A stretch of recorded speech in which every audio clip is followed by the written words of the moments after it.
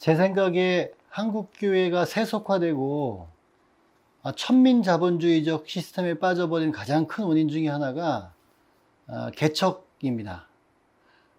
개척도 어떤 개척을 말씀드리냐면 벤처 형태의 개척, 모험적 개척을 말씀드립니다. 보통 교회라고 하면 성도의 모임이죠. 성도, 믿는 이들의 무리. 그래서 사람이 교회라는 것은 누구나 다 아시고 계실 겁니다. 그런데 교회를 벤처 형태로 개척하는 모습을 보면 교인이 한 명도 없는 상태에서 일단 준비를 합니다. 건물과 시설 준비를 합니다. 우선은 세를 얻어놓고 교회 장의자 놓고 강대상 놓고 음향시설, 조명시설 등등 그렇게 시설 투자를 다 합니다. 많게는 억대가 들어가는 경우도 있고 수천만 원의 투자가 되는 거죠.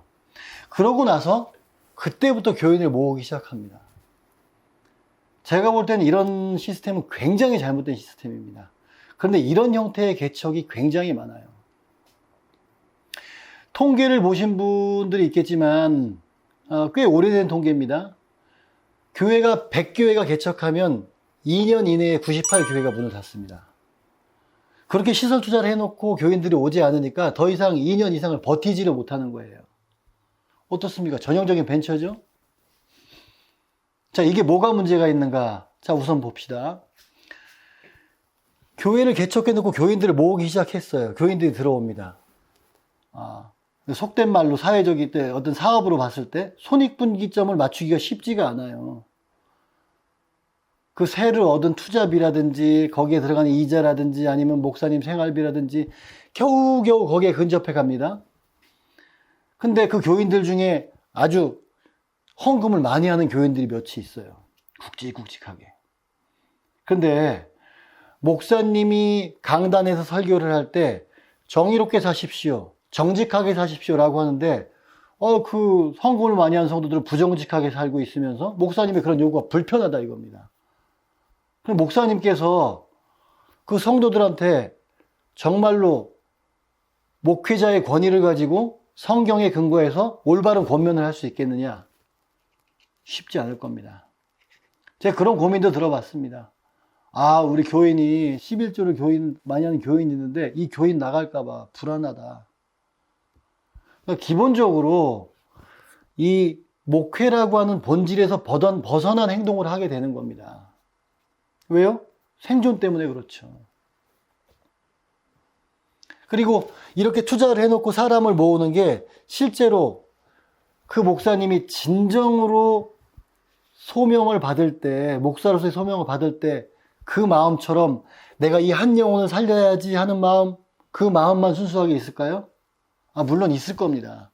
그런데 인간이기에, 사람이기에 이미 내가 이 투자해 놓은 곳에 대해서 이 사람들이 여기 오지 않으면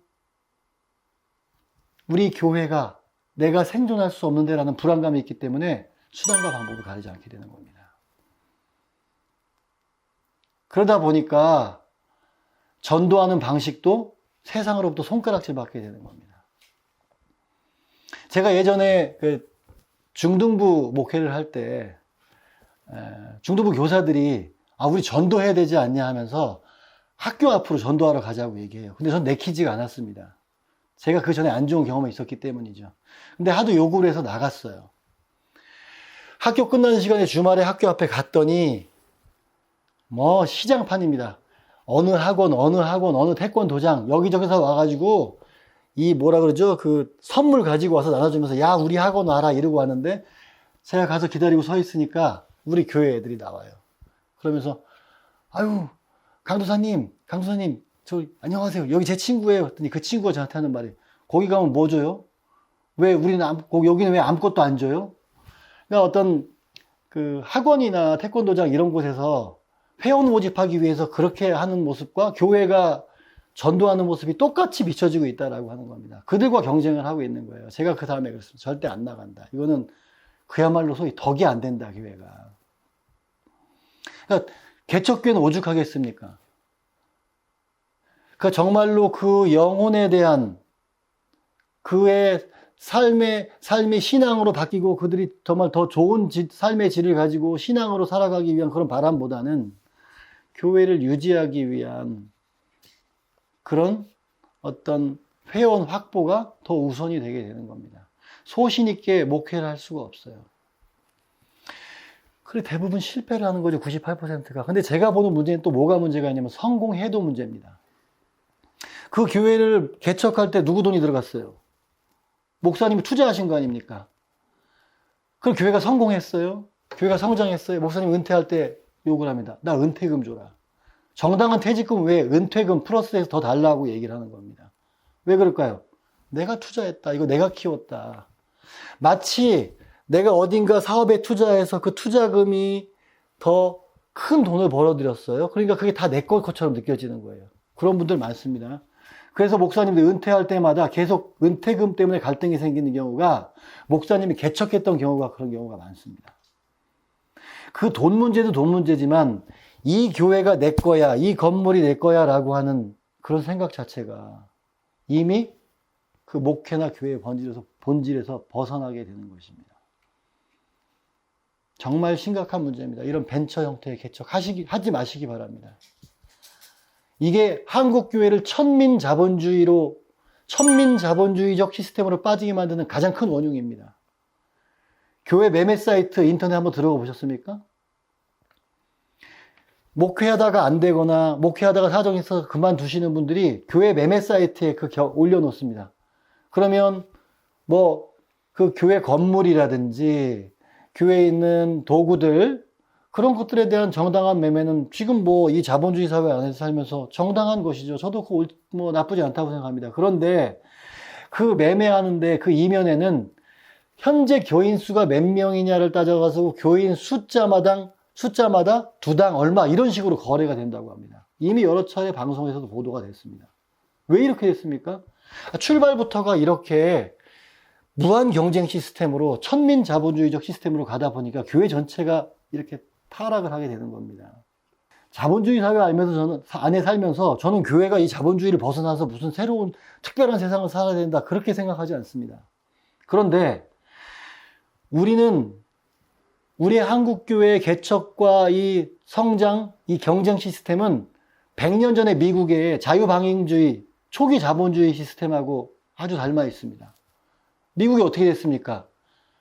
무한 경쟁 시스템으로 그냥 놔뒀다가 결국에는 대공황을 맞이하면서 무너져버리고 말았습니다. 그리고 전 세계가 수정자본주의로 적당한 정부의 간섭과 개입을 하면서 현재 자본주의는 무한 경쟁 시스템까지는 아니에요.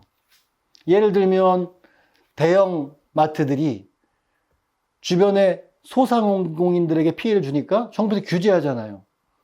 한 달에 몇 번씩 쉬어라. 골목상권을 지키기 위해서 그런 거죠. 그 다음에 뭐 통큰 치킨 이런 거 나오면 사회 여론뿐만 아니라 정부에서 규제를 합니다. 근데 교회는 어떻죠? 아무런 규제 없이 무한 경쟁을 하고 있습니다.